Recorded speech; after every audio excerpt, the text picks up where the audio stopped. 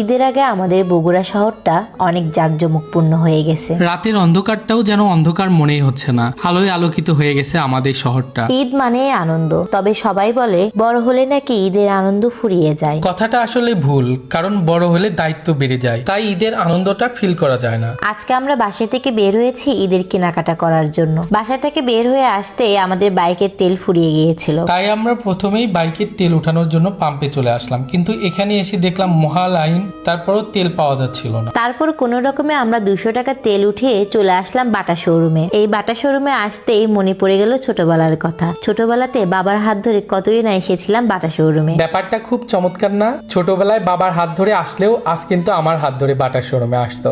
মানুষ চেঞ্জ হয়েছে ঠিকই, কিন্তু পছন্দ কিন্তু একই রকম রয়েছে। তো যাই হোক, তোমাকে কিন্তু এই জুতোটা পরে বেশ মানিয়েছে। যুগের সাথে সাথে বাটার কালেকশনও কিন্তু অনেক উন্নত হয়েছে। একদম ঠিক বলেছো, যেটাই পায়ে দিচ্ছি সেটাই মনে হচ্ছিল বাসায় নিয়ে চলে যায়। আজকে কিন্তু শুধু একজনের জন্য না, পুরো পরিবারের জন্য জুতো কিনতে চলে এসেছি বাটা শোরুমে। এখানকার প্রত্যেকটা কালেকশনই অনেক ইউনিক, তাই যেটাই পায়ে দিচ্ছিলাম সেটাই ভালো লাগতেছিল। আমাদের কেনাকাটা শেষ করে চলে আসলাম বাবুর জুতা কেনার জন্য। এই পাশটাতে কিন্তু বাচ্চাদের জন্য অনেক সুন্দর সুন্দর জুতা কালেকশন ছিল। কেন জানি এই রেড কালার জুতোটা আমার কাছে খুব ভালো লেগেছে, তাই বাবুর জন্য এটাই নিয়ে নিলাম। পরিবারের জন্য কেনাকাটা করতে পারলে নিজেরও অনেক হ্যাপি ফিল হয়। ঈদ আসলে একা একা উপভোগ করা যায় না, ঈদের আনন্দটা সবাই মিলে ভাগাভাগি করে নিতে হয়। তাই উৎসবে ভালোবাসায় ঈদ মানে বাটা।